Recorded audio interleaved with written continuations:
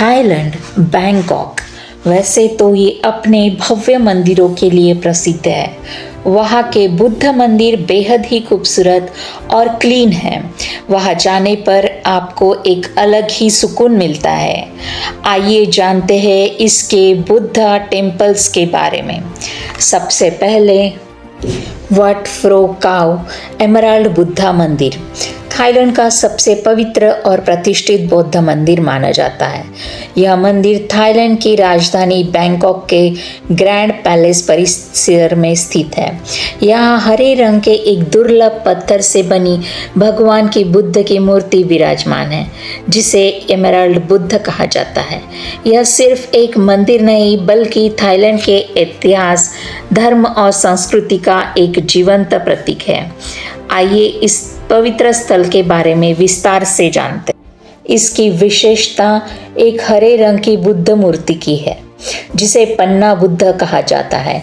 यह मूर्ति एमराल्ड से नहीं बल्कि जाडाइट नामक दुर्लभ हरे पत्थर से बनी है। इस मंदिर में मुख्य रूप से पन्ना बुद्ध की पूजा होती है। यह मूर्ति थाईलैंड के लोगों के लिए परम आदर और श्रद्धा का प्रतीक है।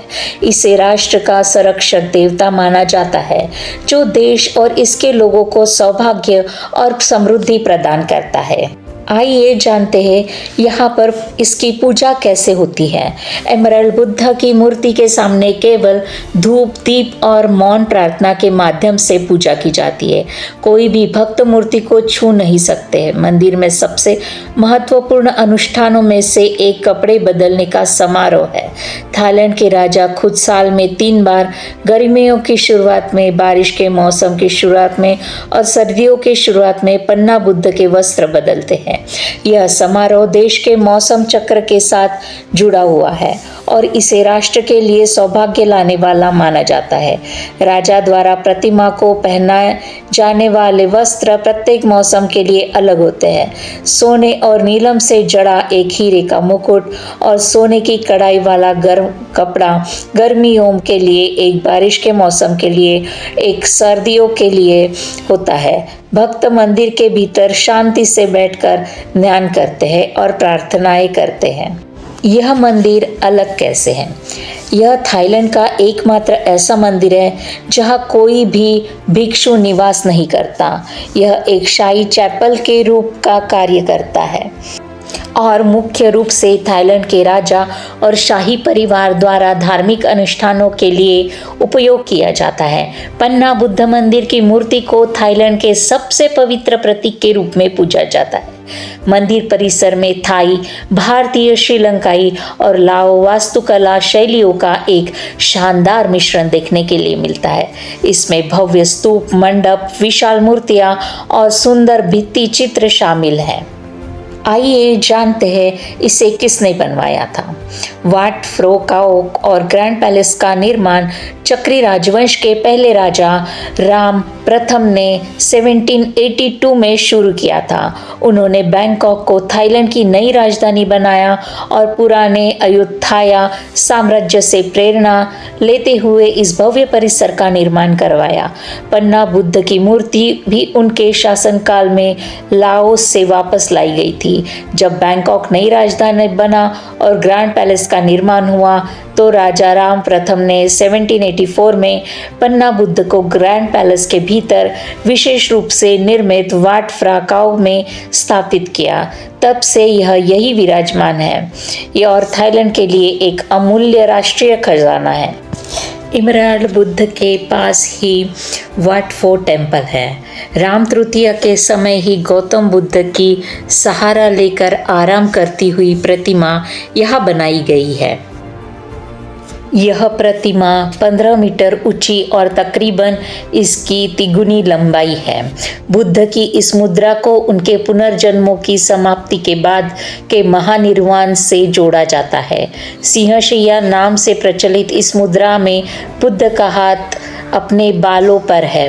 उनकी बाह के ठीक नीचे आयताकार बक्से जैसे 2 तकी है, जिनके ऊपर महान नक्काशी की गई है। बुद्ध के शरीर का अंदरूनी हिस्सा ईंटों से बनाया गया है। ईंटों के बाहर प्लास्टर कर उस पर सोने की परत चढ़ाई गई है। इस प्रतिमा में जितना उनका चेहरा आकर्षित करता है उतने ही उनके विशाल चरण बताए हैं। 3 मीटर ऊंचे और 4.5 मीटर लंबे चरण अपने आप कहाँ देखे होंगे। इसके अलावा उनके तलवों को 108 वर्गों में विभक्त कर प्रत्येक में उनके चारित्रिक लक्षणों को दर्शाया गया है।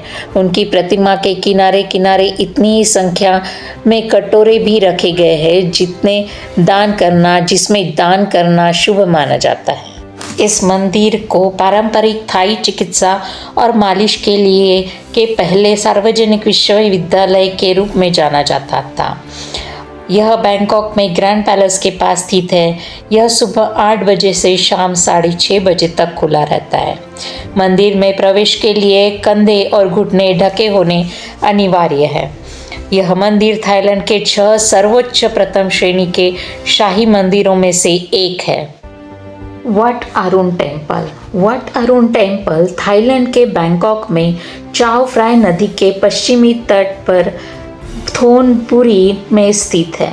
इसे भोर का मंदिर कहा जाता है क्योंकि सूर्योदय के समय इस पर पड़ने वाली पहली किरणें इसे अद्भुत रूप से रोशन करती है। हालांकि यह सूर्यास्त के समय भी बहुत आकर्षक दिखता है। इसका मुख्य शिखर लगभग 70 से 80 मीटर ऊंचा है, जिसे रंगीन चीनी मिट्टी के बर्तनों से सजाया गया है, जो 19वीं शताब्दी में राम III के शासनकाल के दौरान बनाया गया था। यह मंदिर हिंदू देवता अरुण से संबंधित है।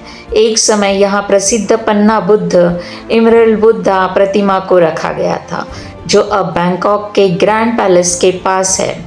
यह बैंकॉक के सबसे प्रतिष्ठित स्थलों में से एक है, जो अपने शानदार दृश्य और सांस्कृतिक धरोहर के लिए पर्यटकों को आकर्षित करता है।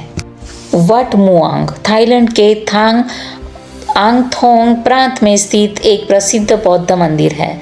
यह यहाँ की विशालकाय बैठी हुई बुद्ध प्रतिमा के लिए जाना जाता है।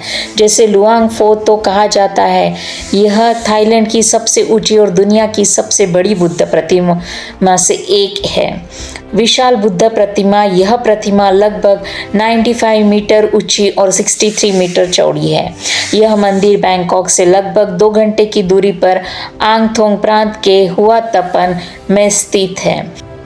थाईलैंड में बियर की बोतलों से बना प्रसिद्ध मंदिर वाट पा महाचेडी काव है, जिसे water temple of the great glass के नाम से भी जाना जाता है। सिसाकेत प्रांत में स्थित यह इस अनूठे मंदिर में 15 लाख से ज़्यादा खाली हरी और भूरी कांच की बियर की बोतलों का उपयोग किया गया है।